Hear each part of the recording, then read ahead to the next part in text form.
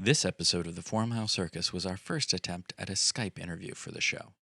Because of that, you may notice a few minor audio artifacts throughout the episode.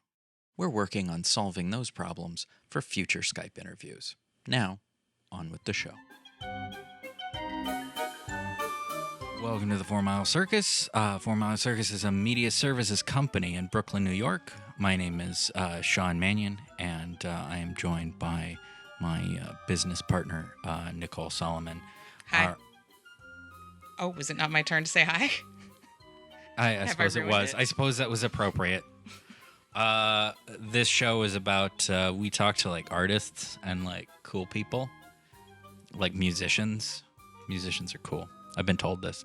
And filmmakers. We're filmmakers. And we talk to them about how they make stuff. And what they do with that stuff. And how they get other people to watch and listen to their stuff. And who are we talking to today? Oh, man. Who did we talk to last time? I don't know. You tell me, Sean. Was it Hannah Neurotica? Might have been. And she makes zines. That's what I remember. Wait, what's that voice? Could that be her?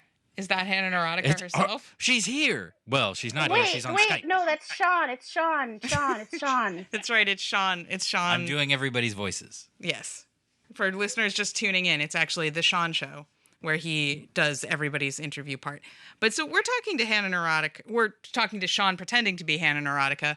Hannah Neurotica, creator of Women in Horror Month, Axwound Zine, the Axwound Film Festival, number of other projects, including, writing and directing some stuff herself, which I am excited to hear about. And in the last part of our interview, we talked to her about those projects. And this one, we're going to talk to her a bit about promoting those projects via social media.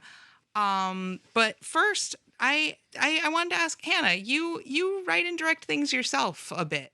I believe you did a short film called Letting, which I have not yet seen, although I would like to. Really? It's online. It's like 3 minutes. I'll send you the link. Oh, please do. I didn't know it was available online. Yes. Okay. Great. Yeah, I always actually filmmaking. I wanted to be a filmmaker since I was little, and it's like I was always too scared and intimidated to really take on the technical aspect of it. And I never felt like I really had people that I was comfortable working with. So it's kind of just like this fantasy thing. But then I started to actually make some stuff like Letting. I did. Letting was actually part of the Saska's Blood Drive PSA, which for people that are listening don't know, every year they do for Women in Horror Month, they put out a Blood Drive PSA, which is, a collection of shorts by other filmmakers and stuff like that. So the assignment that year was you could do a 3-minute short, and it had to have blood coming from something that blood doesn't usually come from. And so I created Letting as a segment for that, but then an extended version that I used, that's kind of not used, but it was a standalone kind of a thing, and submitted to festivals. It definitely, I have yet to make a short film that I feel like 100% is mine film. And I think that's going to happen this summer. So I'm really excited because I the other one I did, I directed it, but it was kind of, based around this assignment and, it wasn't like, this is a story I want to tell, So I have been writing a lot, and there's a lot of stories I do want to tell, but it's just this weird anxiety thing that's kept me. So now that I actually have this plan in motion, I do have a film I'm working on right now called EFEMRX. At least that's the working title. And I'm not allowed to say what it's for, but it is going to be part of a larger project, but doesn't have those same kind of guideline things. So, and it's a feminist dystopian drama horror kind of a story, very much pertaining to our current political system, and how it could affect women. And it sort of takes us there in this sort of horror as, I hate saying dystopian because it's kind of, we live in a dystopian time. Oh, I hear that. Sean and I were just talking about that the other day, basically. So I guess it's more dystopian than our current reality, you could say. So it's basically just a cinder in space. Is that basically the concept? Just more dystopian. I'm trying to imagine it right now. Yeah, no, I know. It's kind of hard, isn't it? Let's just say it's yeah. I mean, it's hard these days because everything feels like, oh, that couldn't happen. Well, yeah, it can. It's like it's kind of hard to come up with things these days where it's like that just couldn't happen, because it doesn't feel that way anymore. So, in a sense, I don't want to give it away, but it deals with women's health and what some fears are around women's health with our current administration. Fair enough. Yeah. And so I'm really, really, really, I have to say, I felt so disgusting when I wrote it, which is why I know that it has to resonate somehow with people, because I have never felt so disgusting writing something. It's like, oh God, do I have to work on this? Okay, I have to. It's for a greater good, but this story is so disgusting. So I really hope people get that, and it wasn't all for nothing that I fucking disgusted the shit out of myself. I mean, that's how it is. The stuff you most need to say and put out there is often the stuff that's the most difficult, because it's just upsetting to go there. But then, I mean, it means you're going there, so good for you, because it's not always a fun thing to do. There is no joy in this film. It is a very serious, dark film, and for me, I usually like to try to have something that in my stories that could be somewhat redeeming, I guess. But to me, this particular piece just sort of stands as it is, and I will stop talking about it because obviously I'm being really vague. But I'm shooting it this summer. It's been cast. I'm working with all women, and I have a woman shooting it. All women actors. I think I have one guy who's working on it, but that's okay. That feels like a betrayal. I'm just saying. One guy. We needed somebody to pick stuff up that was heavy. Okay, fair. That's fair. Although honestly, most of the women I work with on set pick up Just heavier kidding. stuff than I'm me because totally I'm heavy. kidding. But I'm totally kidding. No, we know. That came across. Do not fear. Do not fear. So what are you gonna do with that? Are you gonna bring it to the festival circuit? Or are you gonna just put it up online? Do you know what your plans are once it's completed? So, I will share this off the record later, but for this podcast's sake, it's part of a larger project. And once that project has been announced and is completed and shared with the world, I can then take this and do what I want with it. So I will, at that point, depending on how it comes out, submit it to festivals. I really, really, really don't know if it will be a film that people watch and say, oh my God, that's fucked, or they'll watch and say, what the hell, I don't get it, So Yeah.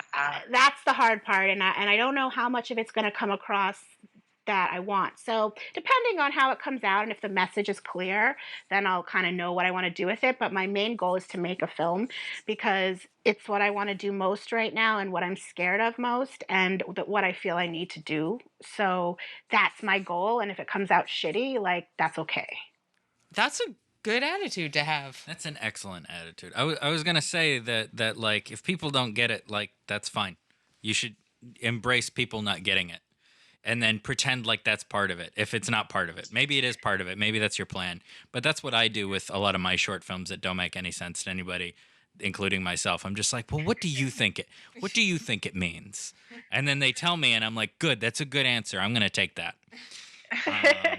Well, I want it to be, and that's fair. But I do want it to be enjoyable, where people are not feel like they were cheated at the end, what happened, So, sure. But anyway, I think it might work. We'll see. I'm sure it'll work. It's it's a tough balance to do, but it's also you can't make a film for everybody. There's always going to be people who don't get your film. You could make the most obvious stupid film in the world, and there would be some idiot who's just like, I don't get it, and it's your fault. It's not because I wasn't paying attention or anything. It's because you're supposed to spoon feed me everything. I hold my hand. I wish you would stop using me as an example.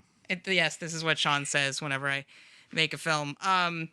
But so do you have, to kind of bring it into social media, which I want to talk to you about a bit, do you have any like social media plans for this film? Are you planning to like do like, are you going to give us some like behind the scenes on like Instagram stories or anything like that? Or I really, really, really want to document the process as much as I can because I don't know what I'm doing, and I think that could be useful for other people. So it's like, okay, I learned this today, and this is what we're doing without giving stuff away. But yeah, I'm gonna have posts, some behind the scenes video is gonna be taken during production. I'll start teasing, the actors and some of those little things, and there's some, without giving the story away, there's something in the film that is kind of like a focal point object, and I'm gonna have it, if I have enough money laying around. Yeah, right. I'm gonna make some like fake versions as like a swag thing of that thing. sweet. So I have lots of marketing ideas. That's something I like never tire. I can just come up with ideas like this.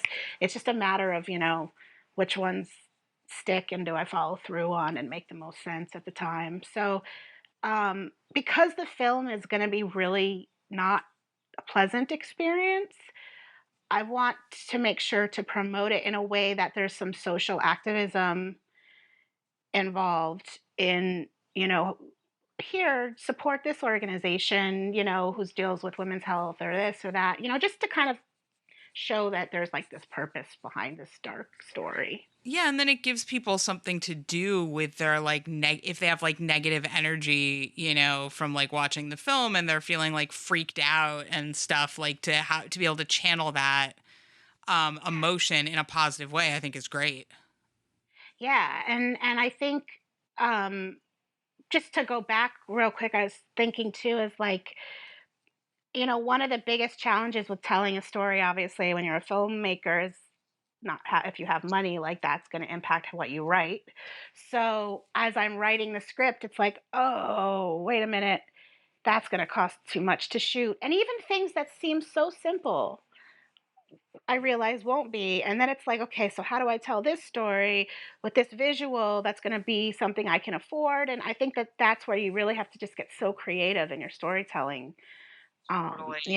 But yeah, so social media, I definitely will be, as soon as I am starting to shoot and have everything set, I'm gonna definitely start teasing it, and I'm really, really excited. Well, that makes two of us. I would say three of us, but Sean doesn't get easily excited. That's the thing I'm working on with my therapist. Yeah. So maybe this film will help him and his therapist with that. We talked about this a little bit on the previous episode, but so which social media platforms are you on, and what do you use the different ones you're on for? Do you use them in different ways? I've I've always been super into it. Like as we talked in the last episode about Live Journal, it's like I've always been sort of in this world online. But recently, in the past year or so, I've really started having just panic attacks every time I sign on to Facebook specifically. And so I've had to work through that because you can't really promote people's work when you're not signing online. So Facebook is something that I definitely am struggling more with, but Instagram, I'm always on Instagram, and I love creating these like silly Snapchatty like VR like augmented reality little mini snippet videos. You did a really cool, that like jellyfish one you did the other day. Yeah. That looked really fucking cool. Yeah, listeners at home, like go to Hannah Neurotica's Instagram account, because it's just Hannah Neurotica, right? On Instagram? Yeah, it's just Hannah Neurotica. Cuz she's been doing these really really cool like augmented reality like animated video things that are really just like And not to take credit, though. I don't want to take credit. I didn't create the augmented reality. I just took what was there and put it on top of my own footage. So, like the octopus, I didn't create. That was like a Snapchat created image. But it's just the like sum total of the finished product that like looks cool. Like I don't care how the sausage is made. I just am like, okay, you made the sausage, so like I'm enjoying this sausage. Like I could tell that you were using like tools that you hadn't built yourself, basically. Right. Yeah. And that actually has made me really, really, really want to actually learn to create augmented reality, because I think that that is something in my future that's going to be in my, I think my art personally, and is going to be, there's a lot of augmented reality. I'll just say this on your show. How about this? I'm writing, which I have not ever said publicly. I'm working on a little augmented reality series that there is absolutely nothing behind it, just me writing it, no plans on how it's going to get made yet. But it's basically, I don't know if you're familiar with some of the images I post of sea creatures that I create. Yes. Yeah. Yeah, and so it's sort of an augmented virtual reality series based, that's sort of a claymation-y kind of thing based on those creatures, but also with a theme of um, positivity, because I feel like right now people need some positivity in their life. And so it has to do with these creatures that are in search of positive news stories, and you sort of help them find them in this game. And it's Oh wow. yeah, so I never publicly talked about it until now. So it's something I really, really, really hope to be able to get off the ground after I've, sketched all of the things, and maybe, turn it into a stop motion. That sounds like it combines a bunch of my favorite things. Yeah, that sounds super fun. I thought you were gonna. I thought it was gonna turn out to be like some sort of like horror thing at first when you first started talking about it, just because of everything else we've been talking about. So my brain started spinning on like, it would be so cool if I could turn like my apartment into a haunted house with an app. But your thing actually sounds like more healthy and better. You know what, Sean? You totally can do that already, though. Is that already a thing? Download augmented reality apps. They'll make it look like there's like zombies in your fucking room and shit. Okay. Yeah. But I guess I was more excited about you doing it. Oh, well, me too. But your thing, like legit, that sounds super fun. Like I'm doing that thing where I don't sound excited when I'm excited again, aren't I? You never sound excited. I know. Sean. I just feel like it sounds like I'm being disingenuous, but No, I get it. There is a monster in it, but it's kind of like more funny than scary. is it a fun monster? We like fun monsters. Like in Monsters Inc. It's kind of like a monster that, like, the concept is sort of has this Arabian Nights kind of thing, where it's like keeping the monster at bay long enough to till the next episode, kind of. Oh. Interesting.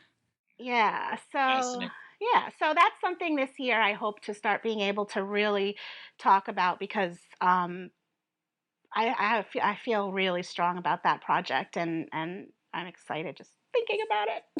It sounds really exciting. It sounds awesome. I'm excited about it as well. To go back to social media, even though I no, don't be sorry. I kind of want to just keep Augmented talking to you reality is, about like, part of it, augmented though, reality. Augmented reality is part of it. You're correct. So like you were saying, you're not. I was going to. I can't get a sentence out. I was going to ask you about like your favorite and least favorite platforms and why. You kind of started to answer that. You're super into Instagram. Okay. My least favorite currently is Facebook. It's also probably the most one I need to be using the most. I mean, the thing is I feel happier when I'm not on Facebook. But yeah, it's like it's the quickest way to make me feel shitty, and so I try to use it for Women in Horror Month and the Axeman Film Festival, but sometimes that's really tough because it's like I still have to sign in. But Hootsuite and stuff, good for that kind of thing. But I really love Snapchat. I love fucking Snapchat, and nobody's on there that's like, that I know really. Sean and I have friends on there who are people send me snaps and I don't check them because I haven't been checking my Snapchat. But I'm on there and I turned my notifications on, so when people send them to me, because at least one of our friends occasionally sends them to like her list when something funny happens. So. Oh, so then I need to add you guys just. Yeah, we're both there. I mean, I'm not actually there, but I have an account there. And in theory, I should be using it. You're probably Uncle Sean on there, right? I assume so, but I'm never sure. How do I get to it? Well, I'm going to add you because then I'll feel like I have more friends even if you're not there. I'll have more than 2 people on my list. Add us. I'm pretty sure I'm Nicole Whitty on Snapchat. Yeah, I'm Uncle.Sean. Uncle.Sean. Interesting. Uncle.Sean. I think regular Uncle Sean was on there. Just like all these people have an Uncle Sean, and they tag me on Twitter and Instagram, not even thinking that I'm their Uncle Sean, but just they assume that their Uncle Sean is Uncle Sean on social media. Like that's a thing. Like that's how self-centered they are. Is that their Uncle Sean must be the Uncle Sean? The universal. Yeah, all my nieces and nephews are older than me, except for like one. So I always think it just says unclean Sean. That too. I've got that. I've also got Unclesian. Somebody was like, I thought it was Unclesian, and then I just got it was Uncle Sean when I called you, and I was like, okay, I've never heard that one, but unclean comes up a lot. It also Good, I'm not alone on that one. No, that's not just you. And it's not just you on the Facebook thing either.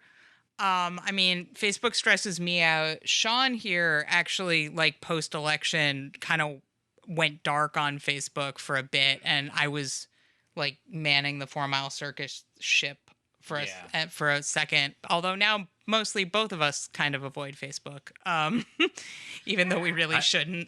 I'm trying to use it only for, frivolous things on my personal side. Our business stuff I'm still updating, but on my personal side I'm kind of only using it for frivolous things in order to be less stressful. So I think I said something about beer the other day. Yeah. It's not, I don't think, the most mentally healthy thing to. I mean, I don't know. I just know that I feel better when I'm not on it all the time, but I don't really use Twitter as much. And the thing is, I know Ashley Blackwell, who does Graveyard Shift Sisters, is always yelling at me about not being on Twitter enough.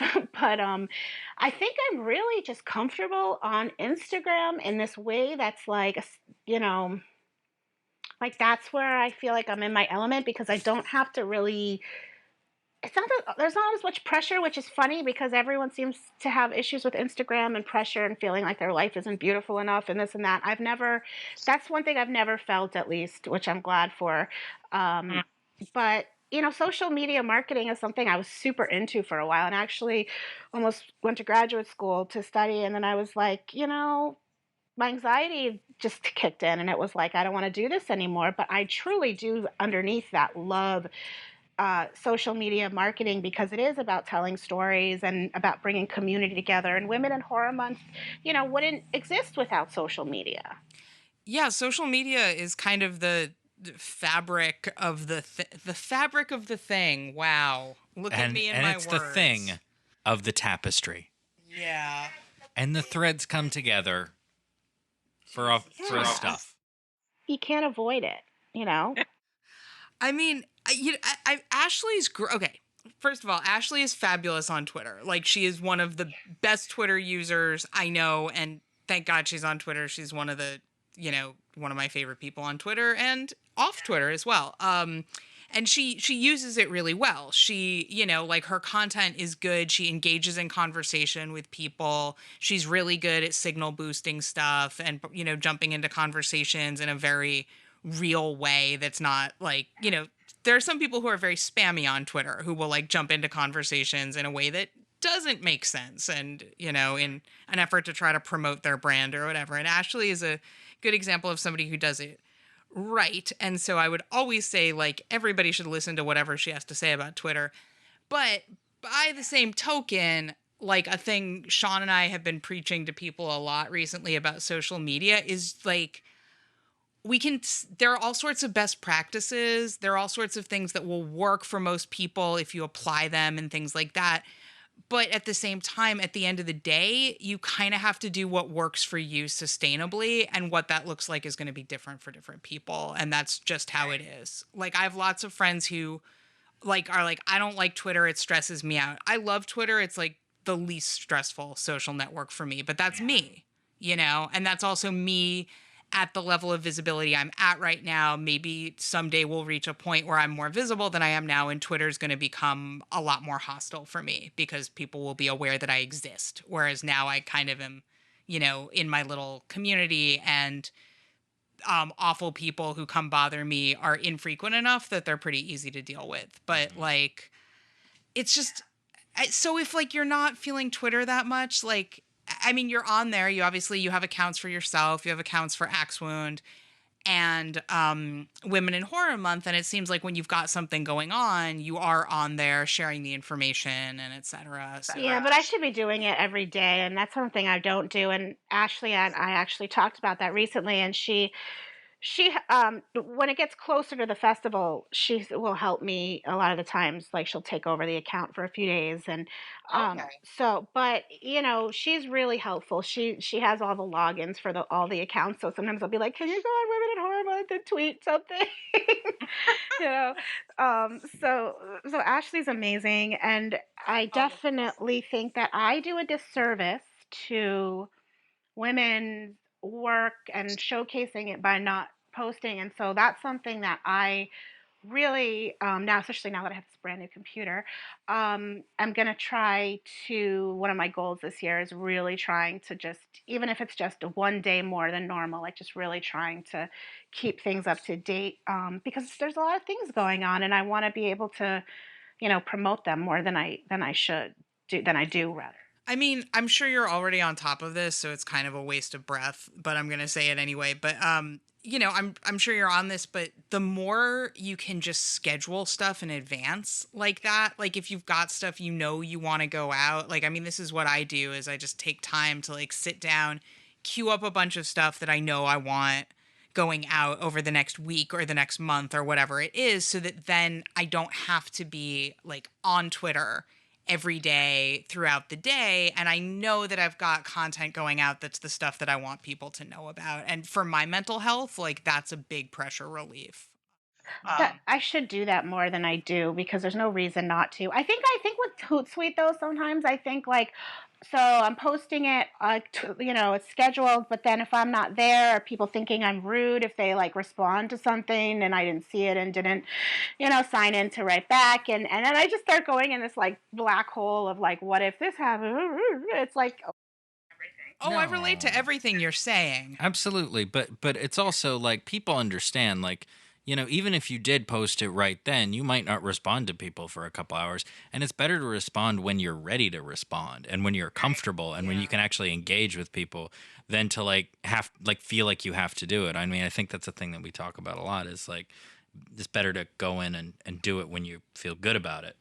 I completely agree. And I know what you're saying, Hannah. Like this just happened to me like yesterday. Cause I, like you, I have multiple different Twitter accounts for different projects, and I'm not necessarily logging into every single one of them every day and checking my mentions and checking my DMs.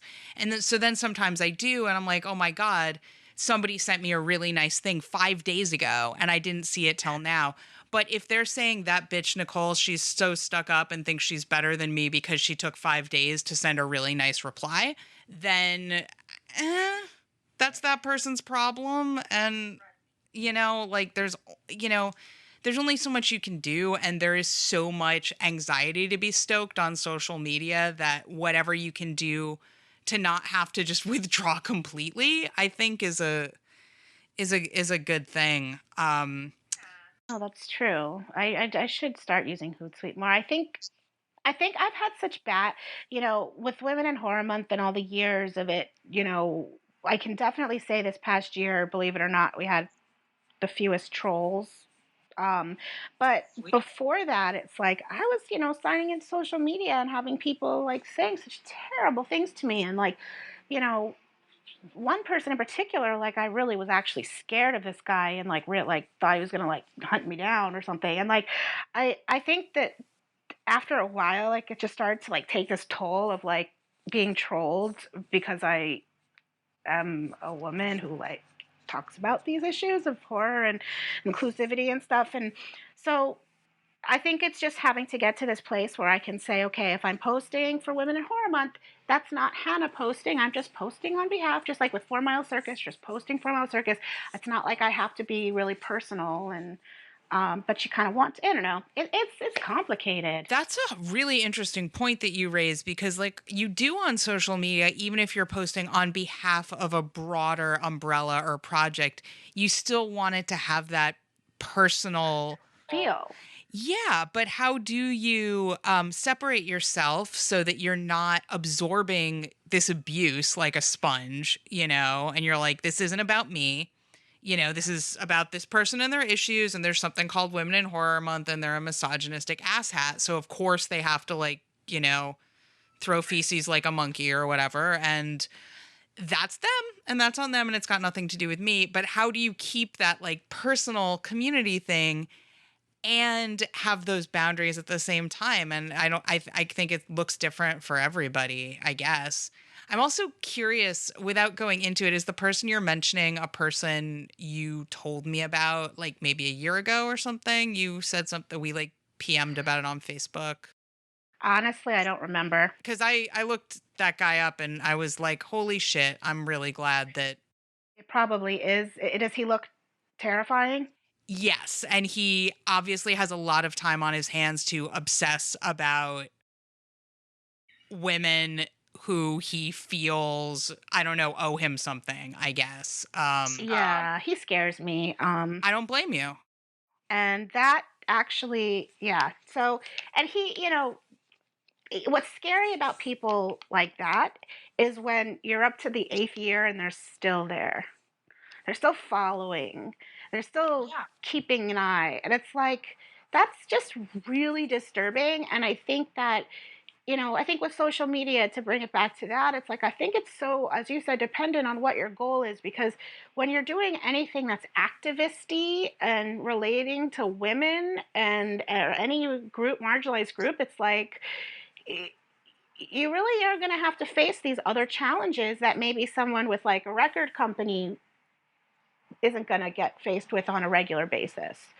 And for me, I know that I got kicked out of Facebook for months at a time because of trolls reporting my account and not being able to defend myself. And it's really hard to have this movement as people start trying to shut you down. And kind of after a while, a lot of people might say, well, I just not doing this anymore. And luckily I somehow am driven where it's like, no, I'm just going to keep doing it. I'm going to keep doing it. I'm going to keep doing it.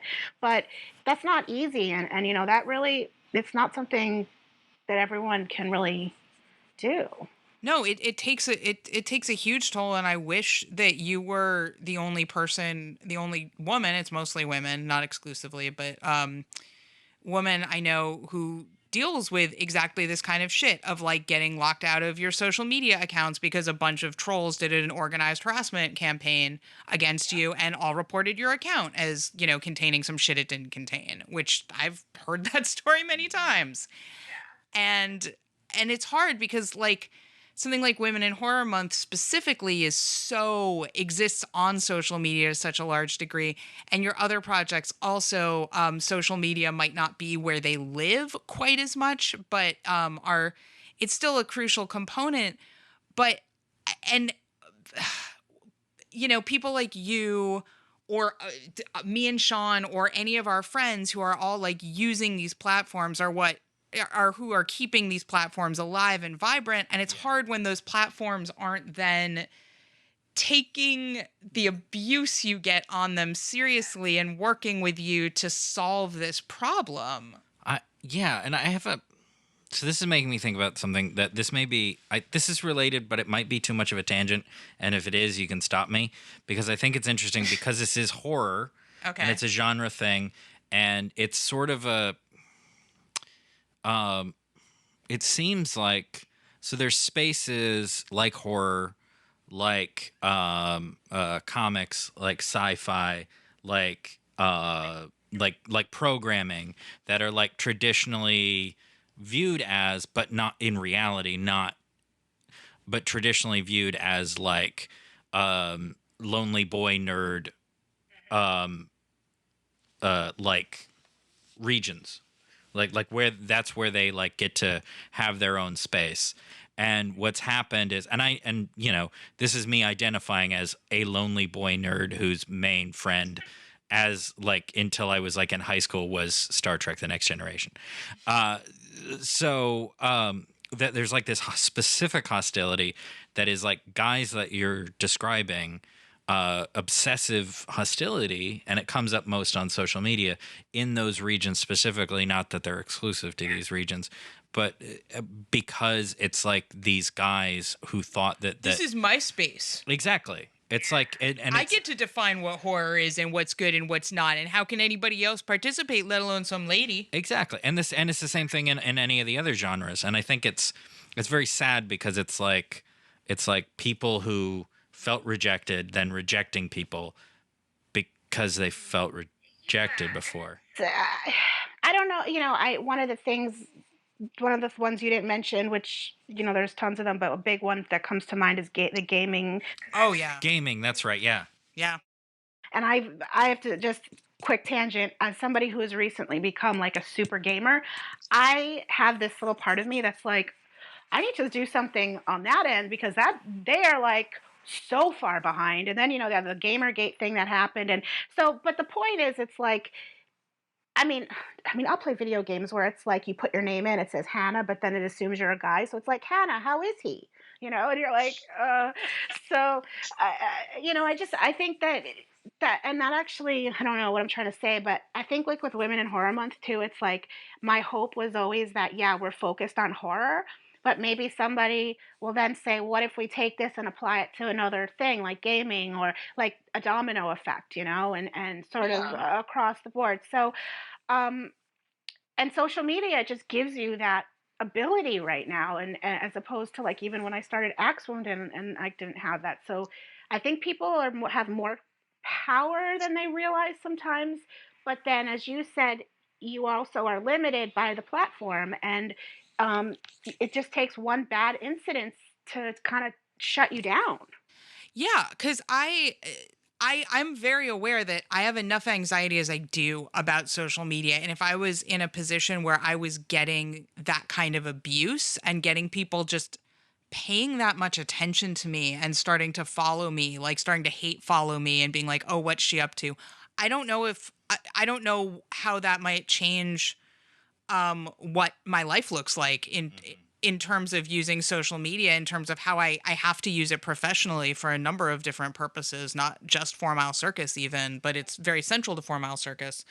But I don't know if I could, because I don't know if it would be worth it to me, because the bit of that I've dealt with, which has mostly been when I've been using social media for political activism specifically, which has been less of the focus for me in recent years. It's been more about promoting work, which has political content to it for sure, but it's not like, hey, I'm helping to organize actual protests and things, and then trying to get media attention around it, that sort of thing. Because that's when I was getting like death threats and like just awful violent shit, And yeah, and it's scary, and you get that adrenaline rush, and for me it takes a long time for those like stress hormones to dissipate, and so I'm in that agitated state for a long time. And then if you keep getting more abuse, like it never goes away, and you're just always in this like agitated, alert, stress state as if you're being attacked, and that's not I feel like you're sustainable like for me. totally nailing it right now, and how I feel. It's like, What's that? you're just totally nailing it, because Oh. it's there are so many times in my life that I think, why am I still on the computer? How am I still here? But it's, I think that there's now, unlike in the past, I will say, and it sucks, but it's like, I feel afraid sometimes to be an activist, or I'm afraid to speak up these days, because I'm scared of you know, I mean, I do it, but there's times when I have this pause of like, who's gonna see this if I use this hashtag, or who's gonna find me and send me another letter that I'm a cunt, you know? And it's like, when you struggle with mental health issues, it's like, that's the last thing you need on top of it. But well, I think for me, it's kind of like, you know what? This is what is important to me, and you can threaten me all you want. I'm still going to do it, but it does impact me. And I would be lying if I said it didn't. How does it not? We're human. Yeah, of course. Of course. It's, yeah, we're human. That's what happens. And that's why they do it, because they know it hurts. That's why people hit you, you know? Exactly, exactly. And I actually have a pin. I don't know if did I ever give you the Untamed Bleeding Cunt pin? No. I had these pins made because there is a not Wikipedia, some other pedia, and they wrote a whole thing about me and how I'm an untamed bleeding cunt with a social justice fortress, and how I live in my mom's basement and my life is pathetic. And so Wait. Now that title sounds great. yeah, so I got pins made saying untamed bleeding cunt because I thought it was awesome. That's because it is. Yeah, that sounds like something that should be like the subtitle to like a Frank Frazetta painting, like on the side of a van. The coolest thing ever. That's what I'm saying. Like a social justice fortress. I would love that. Yeah. Can I come in? I want to come to your social justice fortress. That sounds fucking great. We need we need a lot of social justice fortresses right now, actually. I'm just imagining the painting in my head. It's just odd to it's odd to me that somebody took the time to write something about me that was so mean and just lives on the internet. And I find it, thank God, I find humor in it, but it just blows my mind that I'm just this person in my house, this nobody person going through my day, and you really took the time to write that? Like, what the fuck is wrong with you? I know. It's like, my attitude is, if I think somebody's terrible, I don't want them in my life. So I don't, I try to ignore them and not spend time on them. But some people, if they've got a problem with somebody, it's like a magnet, and they just like, it's an obsessive thing. It's an abusive thing. It's an unhealthy thing for everybody involved. But that's what some people are going to do, which kind of leads me to kind of a two-pronged thing I was thinking about, which I wanted to ask you about how you see or hope to see your social media use changing moving forward. And I'm curious, to bring it back to last episode, I know you were saying you're kind of see zines, like paper zines, making a comeback, and I'm wondering if that relates at all to any of the stuff that we're talking about. So that's just a bunch of stuff I just raised, and I'll let you turn it into a question, I guess, because it wasn't really a question. Yeah, no, I totally feel that um we're in a place right now where we've never been before, obviously, and the amount of intense fear around speaking out because of retaliation, whether it's people in your life or the government or whatever, it's like now's the time when people really, I think, are going to take to their own media. It's like creating their own media more, and zines as a way to like really underground, maybe I'm trying to think of the right word, to basically during times I think when things are really politically intense, and now more than ever in this country, that's when these more art comes out, more poetry, more creativity. But also I think zines are going to be seeing a rise because of that. It's like a safe place maybe to the internet. You put a blog post up and we're talking about trolls and they this and that. It's like, I think when you're writing a zine and you start there and you're in your community, the risk is lower at first. I think it's safer. Yeah, especially like these days when we're talking about like, people looking at your social media accounts when you're crossing the border, things like that, or, your job or the government itself actually sometimes giving a shit and following you online, that if you're offline, you're a little bit off the radar potentially. If you're doing zines, that's different from like a print book that was published by, Simon and Schuster or HarperCollins or whatever. But if you're just doing it in your own room, maybe not putting your real last name on it, I mean, I will. That's why I go by Neurotica, which Yeah. Facebook fucked me on because I purposefully chose to be Hannah Neurotica, not because I was like, oh, that's cool, but because of safety reasons. Yep. And then Facebook says, yeah, no, you have to be Hannah Foreman, sorry. And it's like, okay, what do I decide now? You know, people, so many times I post, I think people don't even know it's me. But that really just had to say that, because that's another thing about social sites not protecting their people. Oh, absolutely. Ugh, that drives me nuts. So yeah, sorry. Go ahead. No, it's fine. And it's funny with that one because we've talked to a number of people on the show about the real name, legal name issue on Facebook specifically. And we had a guest a while ago, I think it was Jocelyn Linder, who was saying like, oh, I feel safer on Facebook because people have to use their real names so they can't like hide behind a pseudonym and somebody you don't even know who they are is like attacking you. And I'm like, that's interesting and that's true and that's a valid point. But there's also this other side of it of a whole lot of people were made a lot less safe when Facebook instituted that because like a lot of people aren't on Facebook under their real name either because, or not even real name, but legal name, let's say, either because they have a stage name they perform under, or maybe what their legal name is isn't what they live under. Maybe it's because they're trans. Maybe it's because they don't want their family to find them. Exactly. And they just like, I don't even, and it's funny because Facebook has missed some people because there are some people on Facebook who are not under their real names. And I won't say any, that there are people who for one reason or another didn't get caught up, they didn't notice, you know, because it's not perfect like that, which is all the more reason why it's like, just fucking, come on. I would get if they said even if you're not going to use your legal name, like explain why or something, maybe. Instead, they say, show us your ID. It's so creepy. And it's like, really? I have to give you my ID to get back in Facebook, where if I don't get back into Facebook, guess what? I lose Women in Horror Month. Yeah. I mean, that's the thing that scares me more, which thank God now I've like have someone that I added as an emergency like backup. Good.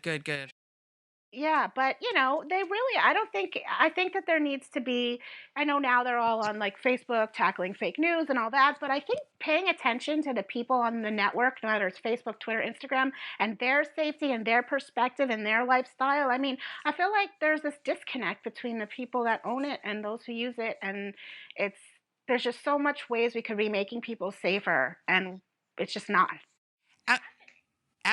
Absolutely. And I think you're right that it's a matter of priorities and where you're going to put the manpower, you know, because like I get that you can't automate these things because when you do, it all goes to hell. And we've talked a little bit today about some of the ways that happens. Because if it's, you know, a lot of these platforms have a thing where if a certain account or a certain post is reported a certain number of times, it's automatically going to be temporarily suspended.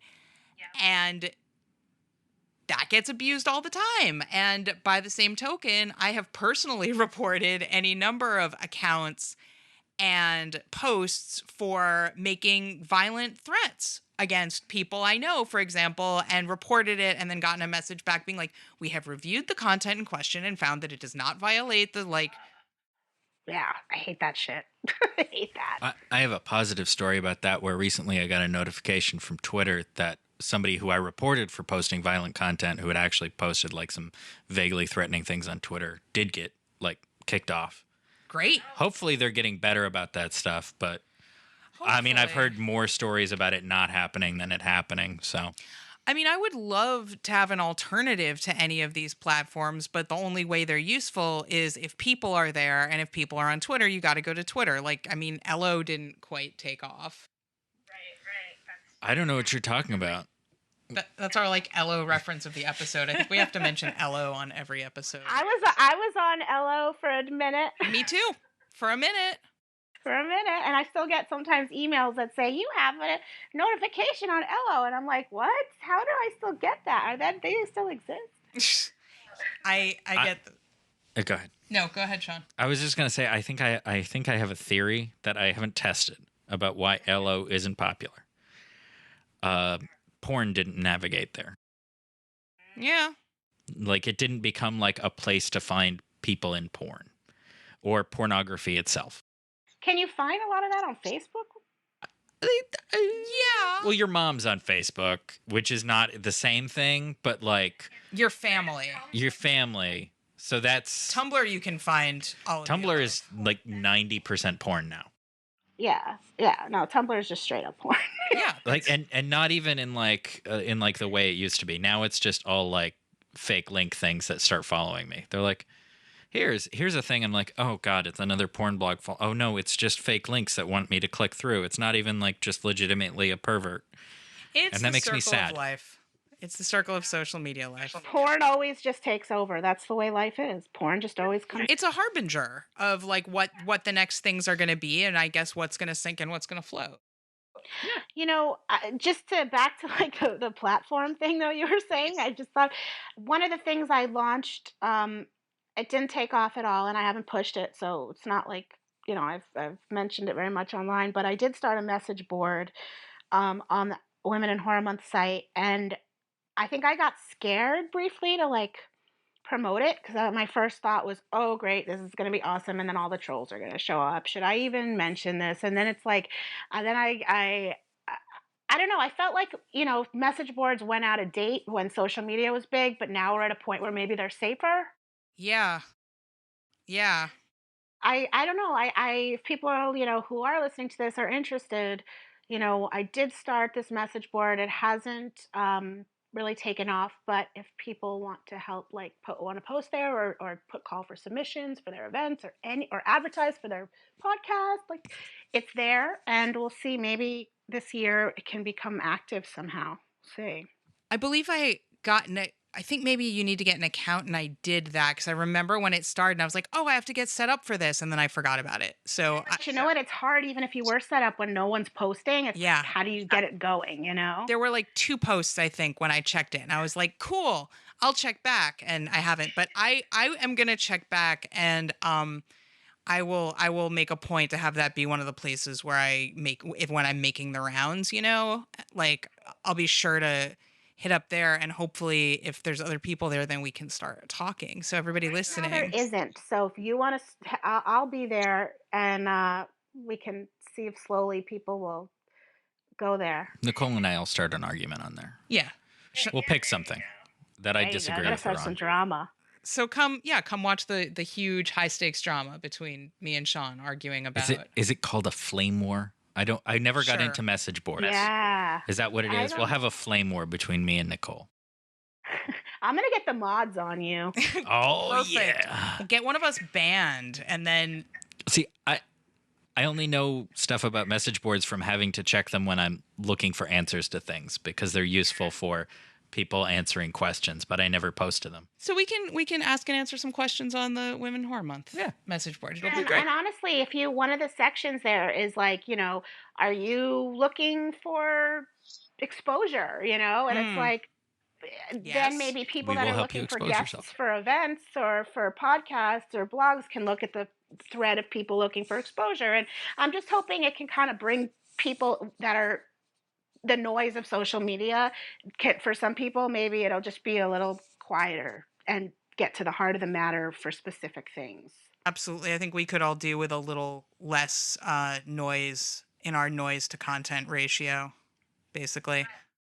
But as you said, with this day and age, whether you work in marketing or not, you have to be on social media. I mean, for many reasons, some of the time. And so it's just the balance, and it's how do you navigate it while keeping your health and sanity, but also doing your job. And so it's a really interesting topic, actually. And I definitely am always trying different tricks to like turning off my notifications so I can't see them and those kind of things. So That's a good one. And and I'm sure this is an ongoing conversation that we will talk about more in the future because social media is not going away, much as it may evolve and change. And I'm excited about this message board thing though, because I think you may be on to something, and that could be a really useful hub for a lot of people.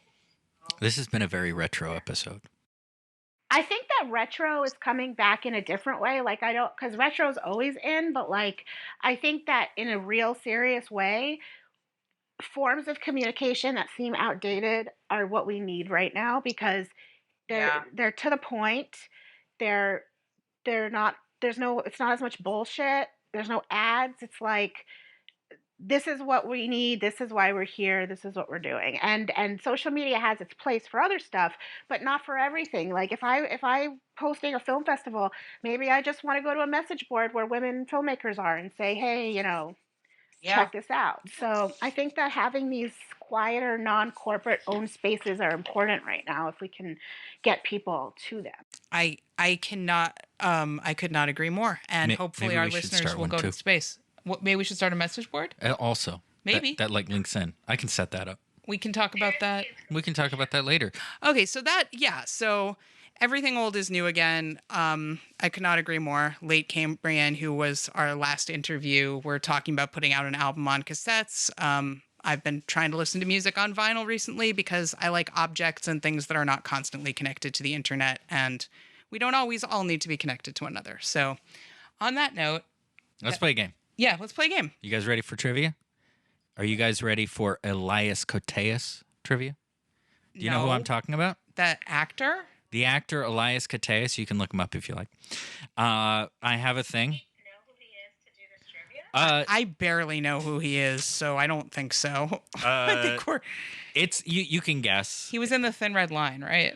Probably. He's been in a lot of stuff. I have a thing that I like to say, which is everything is better with Elias Koteas. So a crappy movie is moderately more watchable, and a good movie is much better.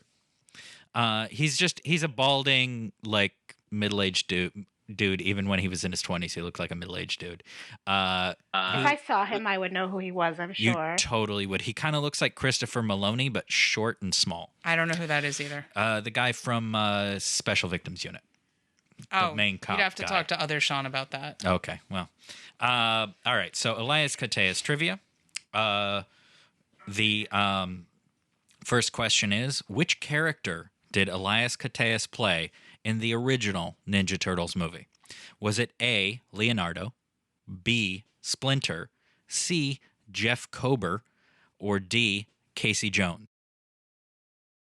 Considering I can't even picture who this guy is, but this movie is this like one of the old Ninja Turtle movies or Yeah, this is the first one from 89.